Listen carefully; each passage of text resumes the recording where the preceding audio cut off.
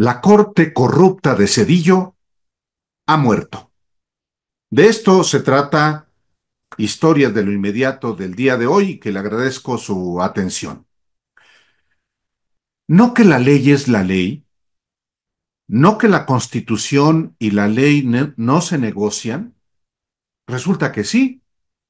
En México, la justicia se compra y se vende, lo sabemos todos, pero ahora lo reconoce explícitamente el ministro Juan Luis González Alcántara Carranca, con la misma desfachatez que considera normal ser anfitrión en su mansión de las Lomas de Chapultepec de la cena clandestina de la cúpula judicial de Norma Piña con el priista Alejandro Moreno Cárdenas y el panista Santiago Cril para conspirar a favor de Xóchitl Gálvez y contra Claudia Sheinbaum.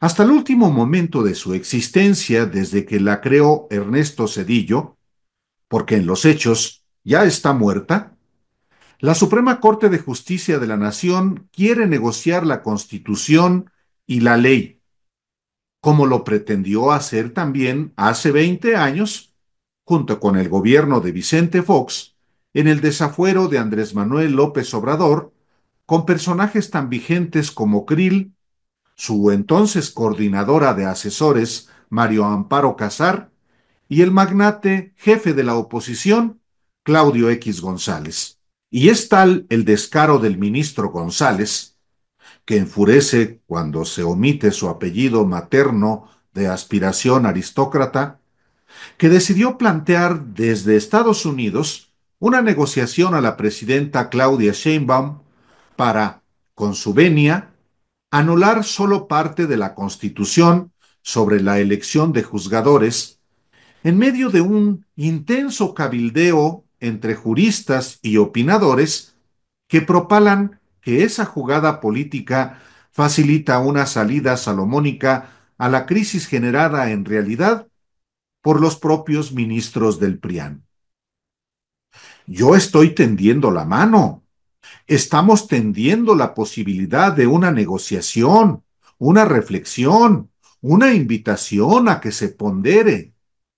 Esto fue lo que declaró el ministro González al diario estadounidense The New York Times, una postura más propia de un mercader que de un juez independiente, porque en los hechos ofrece a Sheinbaum poner a subasta la Constitución.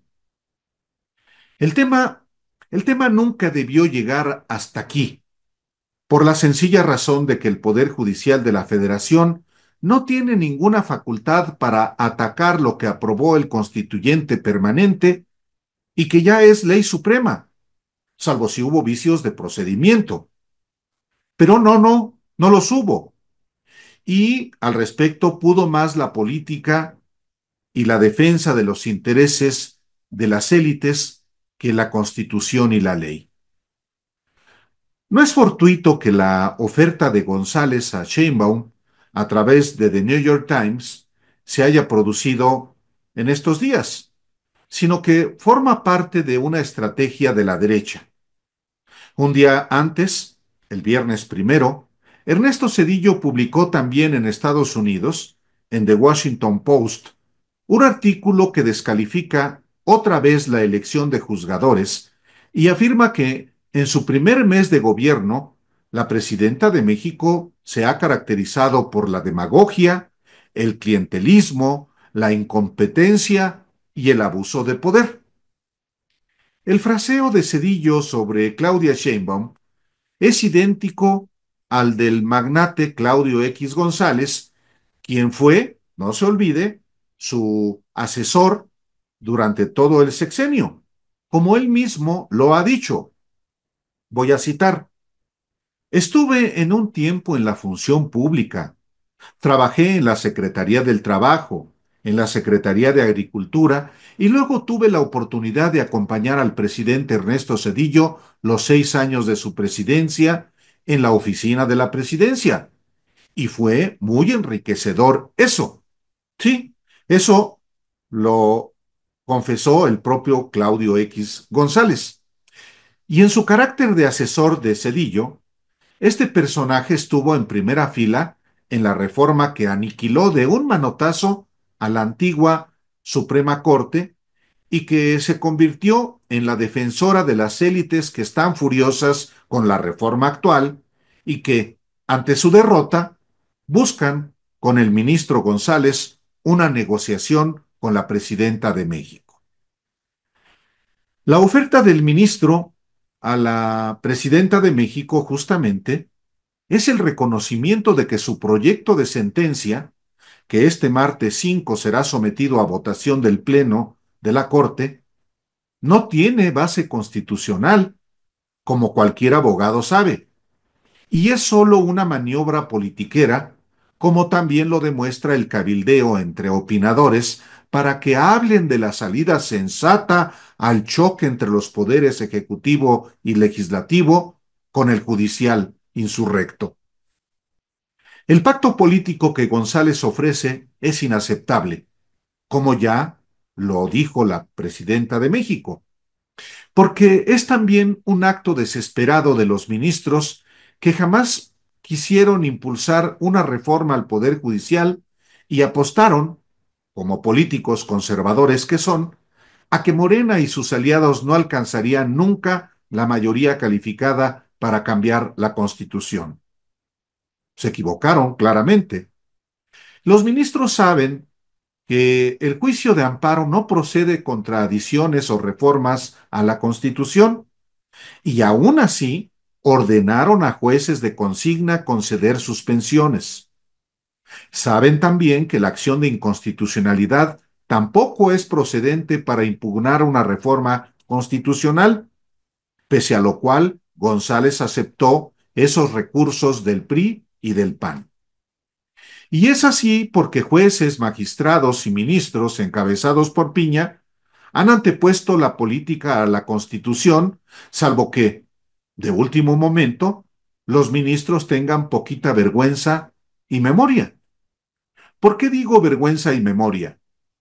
Porque si los ministros Javier Lainez, Luis María Aguilar Morales, Alberto Pérez Dayán y Jorge Pardo Rebolledo son congruentes con los criterios jurídicos que los preceden, pues deberán votar en contra del proyecto de González, porque en 2016, a propuesta de la ministra Piña, rechazaron la acción de inconstitucionalidad promovida por Andrés Manuel López Obrador para revisar una reforma a la Constitución de México. La demanda presentada por López Obrador como presidente de Morena en contra de la reforma constitucional que transformó al Distrito Federal en Ciudad de México fue bateada por el ministro Lainez Potisek, quien la desechó de inmediato el 17 de febrero de 2016 y 3 meses después, el 2 de mayo, a propuesta de Norma Piña, la mayoría de los ministros de la Corte confirmó el desechamiento con el argumento de que la acción de inconstitucionalidad no es la vía para impugnar una reforma constitucional.